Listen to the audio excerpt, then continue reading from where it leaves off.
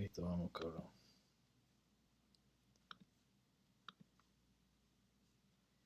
Hola a todos.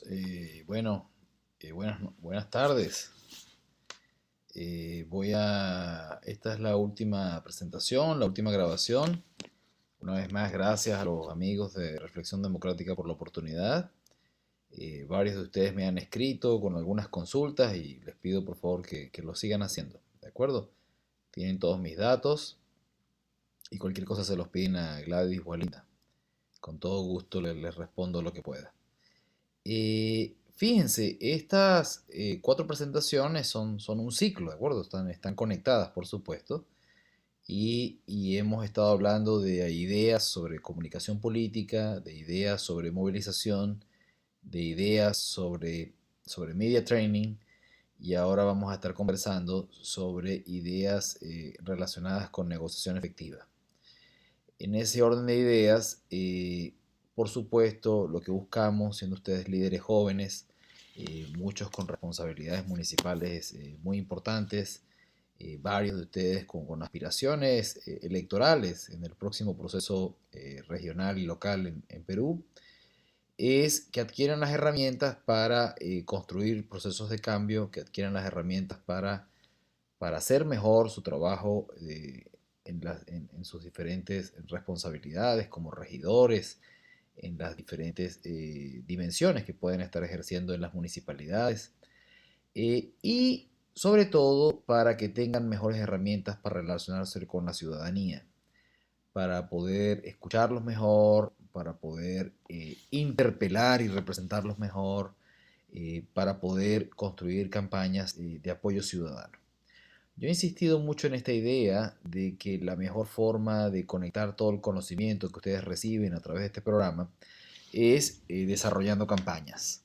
Las campañas no son solamente las campañas electorales y las campañas no son solamente lo que hacemos con la publicidad. Las campañas es el proceso de intentar llevar adelante un cambio, de intentar convencer a otros y implica también el tema de la negociación, porque cuando intentamos cambiar algo, necesitamos que otros también se ajusten, se acoplen, cedan, y justo de eso es de lo que vamos a hablar, ¿no? Entonces, ustedes tienen la presentación, voy a ir conversando de algunas de estas ideas, paso rápidamente de la portada a la segundo slide. Estamos hablando, por supuesto, de procesos colectivos, no estamos hablando de negociaciones personales. Paso a la número 3. Hay cinco grandes preguntas que en mi criterio son clave para que ustedes deben tomar en cuenta, ¿no? La primera es con quién estamos negociando en términos de saber calibrar las fortalezas y debilidades, que es lo que menciono más adelante en el punto E, ¿verdad? Es diferente si estamos negociando con un alcalde, a si estamos negociando con otro regidor. Es diferente si estamos negociando con un sindicato, a si estamos negociando con una asociación de padres y representantes.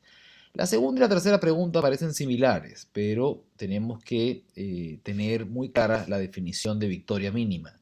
Una cosa es lo que comunicamos que esperamos negociar y otra cosa diferente es lo que esperamos obtener. Entonces tiene que haber una definición de victoria mínima y una definición de victoria máxima. La cuarta es tan importante como las anteriores, en términos de que, bueno, por supuesto tenemos que tener claro lo que esperamos, también tenemos que tener claro lo que esperamos, lo que podemos ofrecer, ¿de acuerdo? Y lo que estamos dispuestos a ofrecer. Porque una negociación por naturaleza es un proceso en el cual los dos, en algún punto, van a tener que estar dispuestos a dar algo, ¿no? Y lo que dije antes, en todo momento tenemos que tener claras nuestras fortalezas, nuestras debilidades y las de nuestro adversario. Paso a algunas definiciones, cosas elementales que hay que tomar en cuenta, pero que a veces no tomamos en cuenta y vamos al proceso de negociación mal preparados, ¿no? La primera es que una negociación por naturaleza busca reducir el conflicto, ¿verdad? Y para esto ambas partes, quiero insistir en esto, tienen que estar dispuestas a acordar un compromiso. Un compromiso que muchas veces implica ceder en relación a las posiciones originales y negociar entonces implica comunicarse, explicarle a la otra parte lo que buscamos, intentar persuadir al otro de que ambos podemos ganar. Y también implica escuchar claramente al otro y estar seguros de que entendemos lo que el otro está buscando. ¿De acuerdo? Entonces, en todo momento, negociar debería partir de la premisa de qué podemos darle al otro para que el otro nos dé lo que nosotros deseamos.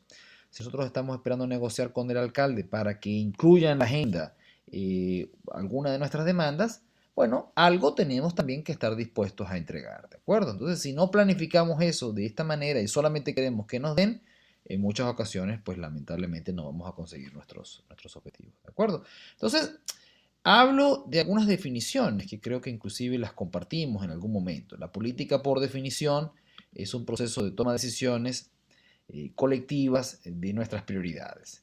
Y eso, por naturaleza, es una negociación, porque yo aspiro como regidor, como representante de la sociedad, como secretario de alguna secretaría, como alcalde, como presidente del sindicato, yo aspiro a que mis prioridades sean tomadas en cuenta. Y eso va a requerir negociar para que esto suceda. De lo contrario, eso no va a suceder y las prioridades de los demás van a estar por encima de las mías. Entonces, este punto quizás es el más importante de toda la presentación. Tenemos que entender qué es lo que estamos dispuestos lo que tenemos disponible para negociar. Y para eso tenemos que entender cuáles son los recursos de la política. Tenemos que entender que en la política algunos de los recursos disponibles son capacidades técnicas, conocimientos, personas, planes, recursos, opinión pública, entendida como prestigio, entendida como que si yo soy una persona que le suma en opinión pública al alcalde, entonces en la negociación ese también es un recurso que tengo que de alguna manera dejar claro que está sobre la mesa, ¿no? Yo estoy interesado en algo y si tú me das ese algo y yo te apoyo, bueno, mis atributos de opinión pública pueden sumarte. O viceversa, ¿de acuerdo? También parte de la negociación puede incluir la movilización de un partido, de un movimiento, de una coalición, de un sindicato, de un gremio, ¿de acuerdo? Parte de la negociación también puede incluir mi relación con los medios o con la comunidad. Parte de la negociación puede incluir mis capacidades comunicacionales y, muy importante, mis capacidades de movilización, porque vamos a ver más adelante que parte de la negociación en algún punto también requiere entender la necesidad de generar presión. Entonces, lo que tenemos que entender, y esto es a lo que me refería con la definición mínima de la política, es que hay una pelea por la definición de la agenda, una pelea por la definición de las prioridades, una pelea por la definición de los cambios y las reformas. Y para que mis prioridades sean consideradas, tengo que movilizar todos los recursos que tenga disponibles y también tengo que sentarme a negociar. Entonces, bueno, solo como para estar en sintonía, busquemos algunos ejemplos de negociaciones recientes que todos conozcamos, ¿no? Hay una negociación, un diálogo entre el chavismo y la oposición venezolana, que más allá de la ideología de ustedes, de los diferentes participantes del programa, bueno, es una negociación que en principio, por eso yo decía, ¿con quién estamos negociando? Una negociación muy asimétrica, donde, bueno, más allá de que haya un mediador en esta negociación, digamos, el Vaticano en este caso, bueno, el gobierno se sienta en la mesa muy poco dispuesto a ceder en nada, ¿sí? La oposición tiene muy claro lo que espera bueno, ellos lo llaman una ruta electoral, una ruta democrática. El gobierno en un momento dado se sienta, pero no tiene mayores incentivos para ceder a esa pretensión, ¿de acuerdo? Entonces es importante entender el momento en el que arranca la negociación, porque una vez más, la oposición puede legítimamente desear, en este caso, que el gobierno le entregue algo que ellos desean. Pero si no tiene las fortalezas y los recursos para presionar y negociar efectivamente, muy probablemente no suceda nada como hasta ahora pareciera, o muchos entendemos que es lo que está pasando, ¿no? Bueno, en un punto dado, pasemos a otro ejemplo, ¿no? La negociación entre Santos y la FARC, en este caso, intermediadas por La Habana, ¿no? Permítame tomar un cafecito. Y aquí es muy importante, este ejemplo lo traigo a colación en términos de que en ocasiones queremos negociar primero discutiendo lo que nos separa. Y en este ejemplo, por supuesto que el presidente Santos, o mi lectura, es que rechaza muchas cosas que han hecho la FARC. La FARC también, nos guste o no, también rechaza muchas cosas del modelo económico del presidente Santos, pero en un punto dado encuentran un área de consenso, un área de compromiso, un área de acuerdo, un área de unidad. Y esto es importante y les pido que anotemos esto. Debemos muchas veces negociar primero desde lo que nos une y no desde lo que nos separa. Porque si comenzamos a negociar discutiendo las cosas que nos polarizan, discutiendo las cosas en las que no estamos de acuerdo, muchas veces va a ser muy complicado, ¿no? Entonces traigo esto como ejemplo porque, bueno, se imaginarán que habían 1.000 millones de posibilidades de que esta negociación se dinamitara, pero se mantuvieron muy disciplinados entendiendo que querían construir un proceso de paz, que querían hacerlo ya, que era ahora o nunca, y pues los dos cedieron en áreas impopulares para muchos y hasta que lograron lo que pudieron llevar adelante, ¿no? Sigo pasando ya después del ejemplo del slide número 9 de Colombia. Bueno, esto también lo que pasó en Perú recientemente, el encuentro, la posibilidad de reunirse de PPK con Keiko, según dice la prensa, a petición del cardenal Cipriani, es una negociación también, ¿de acuerdo? Entonces, a veces tenemos negociaciones formales, a veces tenemos negociaciones informales. Entonces, ¿con quién estamos negociando? Bueno, aquí está claro con quién está negociando cada uno. ¿Qué está esperando cada uno?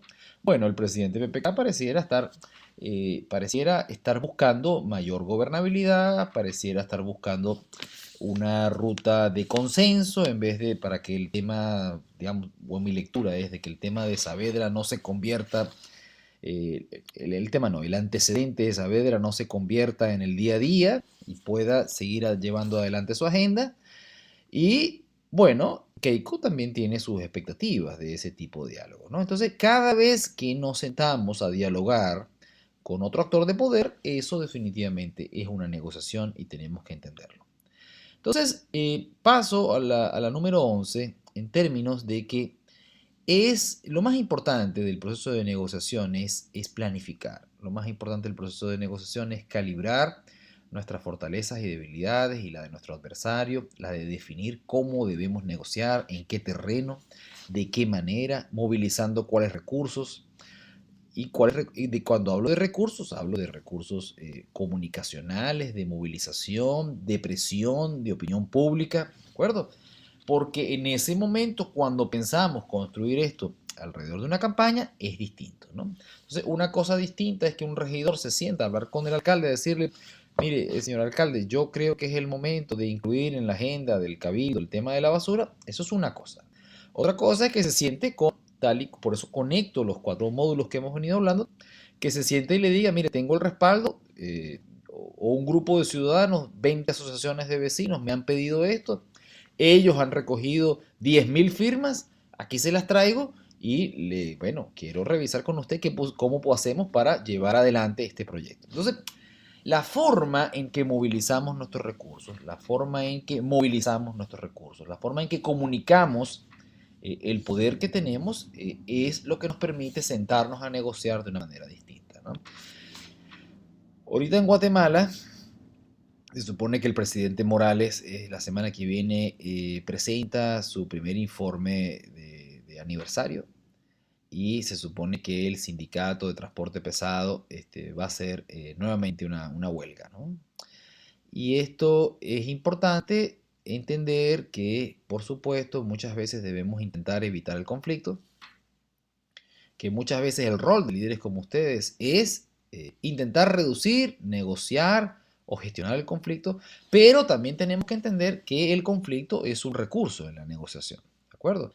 Yo para nada estoy invitando a que seamos conflictivos y a que generemos problemas de calle, pero tenemos la necesidad de, dependiendo de las personas a las que estemos representando, de movilizar los recursos políticos que tengamos para obligar al otro muchas veces a sentarse a la mesa.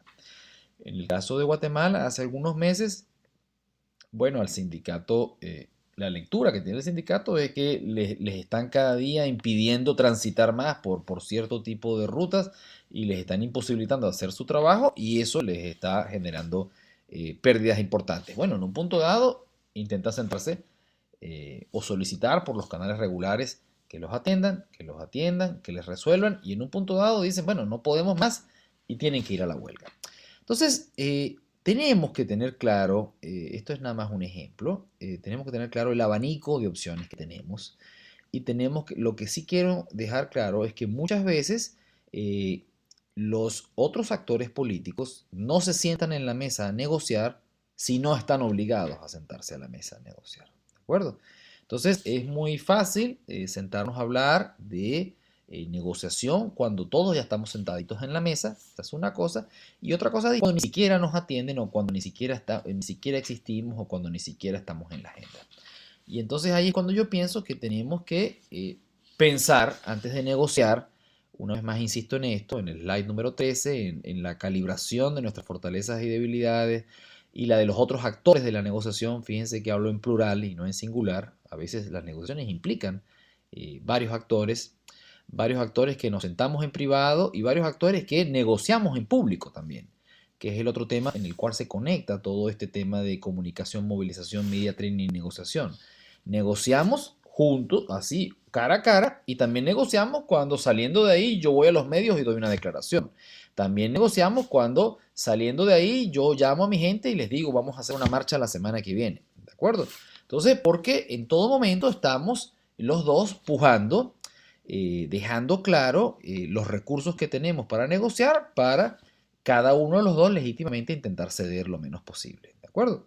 Pero en un punto dado tenemos que entender que algo tendremos que ceder en algún punto. Y entonces, eh, en mi criterio, y es lo que pongo en el slide 14, negociar efectivamente, y es lo que ustedes deben tratar de perfeccionar en sus carreras, es pensar qué podemos ganar ambos. Es pensar qué podemos dar, qué podemos entregar, cómo podemos hacer que el otro gane algo. Es validar. Cuando hablamos de escuchar, no tiene nada más que ser a los ciudadanos, también tiene que ser a los otros actores de poder.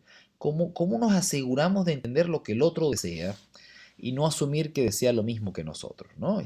¿Cómo podemos generar un proceso en el cual el otro se sienta respetado, valorado, interpelado, escuchado, de tal manera que nos sentemos tranquilamente a revisar qué podemos transar, ¿no?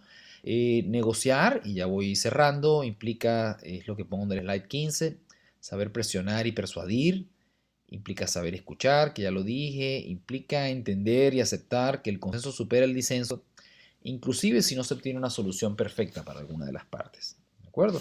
Entonces, en un punto dado vamos a negociar intentando que el camión de la basura pase 2 veces por semana, porque entendemos que es lo que los vecinos nos reclaman, ¿sí?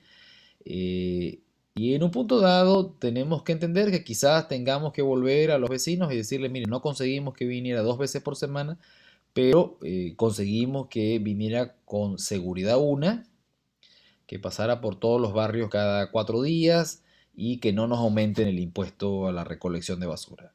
Entonces, en algún punto tenemos que estar abiertos, ¿verdad? No podemos negociar si pensamos que no tenemos ningún tipo de flexibilidad en los objetivos originales y tenemos que estar seguros que eso que consigamos como consenso es superior a no haber obtenido nada, ¿no? En relación a los conflictos, que es lo que pongo el tema número 16, pues ya dije en un punto dado que los conflictos son parte de la negociación. En otro punto, cuando ustedes como líderes enfrenten conflictos, tenemos que, les pido que revisen, que se aseguren de entender la naturaleza del conflicto, que se aseguren de entender las demandas de los actores en el conflicto, que se aseguren de entender qué le estamos ofreciendo a los actores en el conflicto, que nos aseguremos de entender si los estamos escuchando y una vez más que nos aseguremos de conocer y validar sus fortalezas y debilidades, sin sobreestimar a nadie y sin subestimar a nadie, pero tenemos que negociar tanto como sea necesario, siempre y cuando consideremos que esos actores tienen las fortalezas apropiadas. Yo les sugiero que en la planificación, voy ya con la penúltima, la que tiene 4 bolitas, en la planificación de un proceso de negociación, contemplen 4 dimensiones. La primera, quizás es la más importante, en la que más he insistido, es la identificación de los actores en plural, de los intereses, de las fortalezas y las debilidades de cada uno. Esto es muy, muy importante en términos de los negociadores efectivos entienden que la negociación es multidimensional y pocas veces es uno contra uno, ¿no?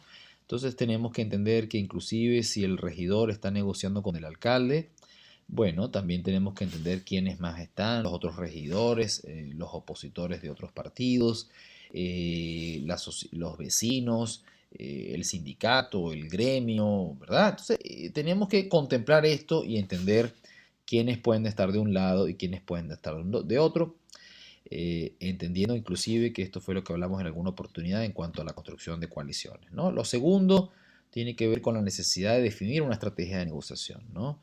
¿Cómo pensamos persuadir al otro? ¿Con qué argumentos?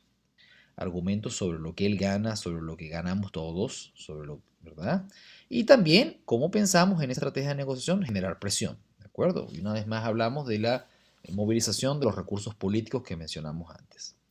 En la negociación tenemos que contemplar la dimensión que pongo en rojo, ¿no? La dimensión de conversar, la dimensión de escuchar, la dimensión de generar un proceso en el cual nos vayamos escuchando hasta que consigamos una solución y conectando las cuatro presentaciones que hemos tenido. También tenemos que entender que la negociación implica una campaña de comunicación y la búsqueda de apoyo ciudadano. Insisto, es muy diferente ir a negociar sin apoyo ciudadano y es otra cosa totalmente distinta cuando vamos a negociar y tenemos elementos para que nos respalden desde la ciudadanía. Y ya cerrando, creo que para mi gusto las palabras claves en una negociación son respetar y escuchar. ¿De acuerdo? Creo que ustedes tienen una gran responsabilidad. eh, Todo lo que Reflexión Democrática les ha brindado de conocimientos, ustedes tienen una gran responsabilidad de llevarlo adelante en sus comunidades, en sus ciudades, eh, en las zonas donde ustedes viven, de construir cambios, de construir una mejor política. Hay mucha hambre de liderazgos distintos, hay hambre de liderazgos honestos.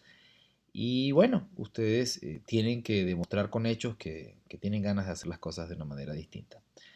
Cuentan conmigo con un amigo, saben mis datos, mi email, mi Twitter, mi WhatsApp, me pueden escribir. Ojalá que me cuenten los proyectos que quieren llevar adelante y con el mayor de los gustos, les respondo. Espero ir a Perú pronto y bueno, a través de Gladys y Linda espero conocerlos.